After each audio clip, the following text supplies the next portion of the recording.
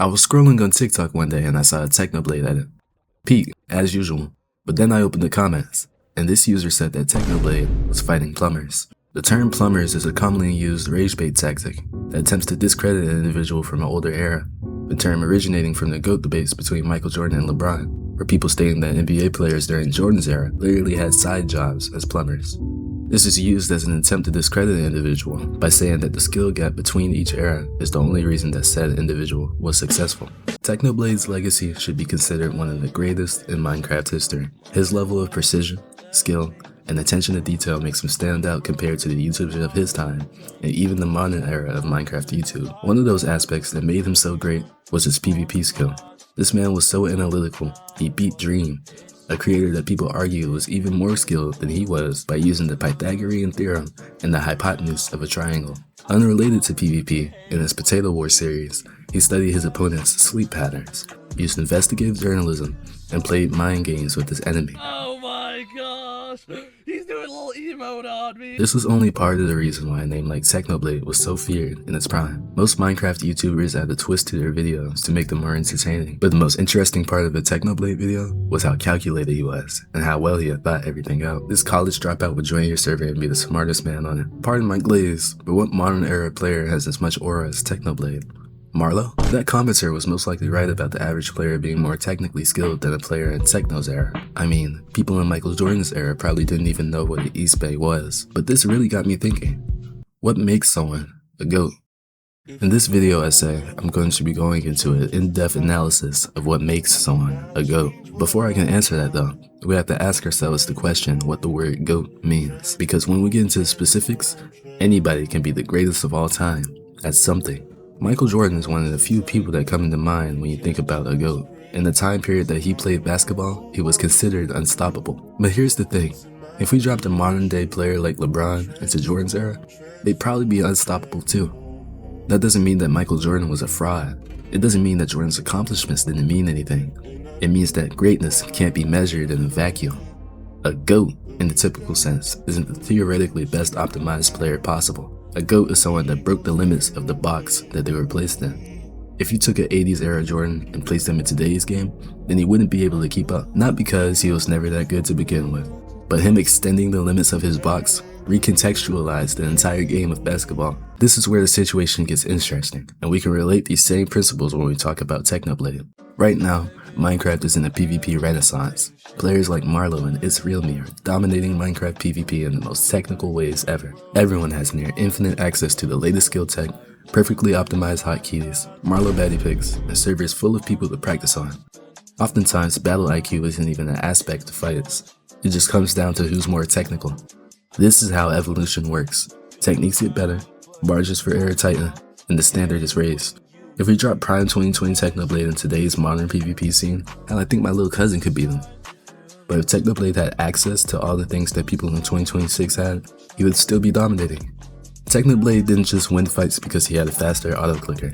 Technoblade didn't just win fights because he was better than everyone else. When he fought Dream, he analyzed trajectories, predicted Dream's movements, and used the hypotenuse of a right triangle to give himself the reach advantage. At one point, Dream had the advantage, but even though the odds were against Techno, he still came out on top. It was like he was inevitable. Take the Potato War. Techno tracked his opponent's sleep schedules, analyzed and compared the efficiency of the two competing farms, studied behaviors, and used several unintentional game mechanics specifically for the purpose of farming potatoes. The same man that used psychological warfare on his opponents was Fortnite dancing when victory had arrived. This man was always 2 steps ahead.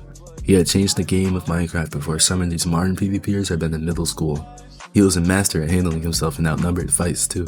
Now we all know the Dream SMP fight, which was obviously scripted, but if you watch this man's Bedwars gameplay, he would routinely 1v2, 1v3, and 1v4 his opponents, which is why if he was in today's game, you wouldn't be able to call him washed. If he was around for this era of PvP, he would have absorbed and learned everything just like the people of this era. I saw a comment saying that he would be like Gojo if he had access to the Mason Spear. So let's take LeBron for example.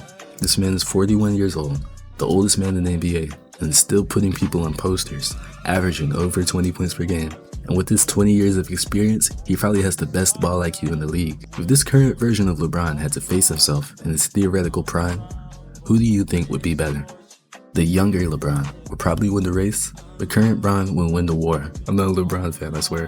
41-year-old LeBron will know every step that prime LeBron is going to take. Now, don't get me wrong, prime LeBron was different. Every point that's been scored in his prime can be put in a highlight reel or a TikTok edit, but current LeBron already knows that. He knows the tendencies, he knows the actions, he knows what shoes prime LeBron is going to tie first, because he wouldn't be who he is without prime LeBron. If Technoblade had lived to compete in today's era, he'd probably be a perfect mirror to current LeBron. He probably wouldn't care about all the technical nuance of today's game. He would see how things evolved, how the game changed. Hell, knowing how smart this man was, he probably would have invented his own tech. When I think of Technoblade, I don't think of him being the flashiest or the fastest, but always one step ahead. Technoblade's game was structural, not mechanical. He wasn't dominant because he had the cleanest setup, or knew some random skill tech that only worked on an ultra-specific version of Minecraft. It was because he understood the game at a deeper level. He didn't enter a technical domain clash every time he PvP'd. He forced people to play his game. Every impossible clutch, every outnumbered fight cemented him as who he was and changed the modern PvP scene.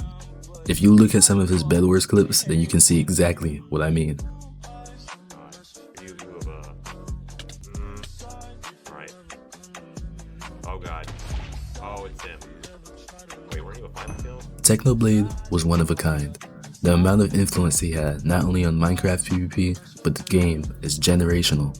The things that he's done for the Minecraft community can't be understated by a comment like, Technoblade fought plumbers. So whenever you're having the GOAT debate with one of your friends about who's the best Minecraft player or something like that, just keep this video in mind. I hope you guys enjoyed the video. I haven't posted in a minute, so if you're a creator looking for an SMP to join, then apply the ENCOMPASS SMP in the Discord link below. I appreciate everyone that supported me this far into the video, and I hope you guys have a blessed day. Also, Silk is fat.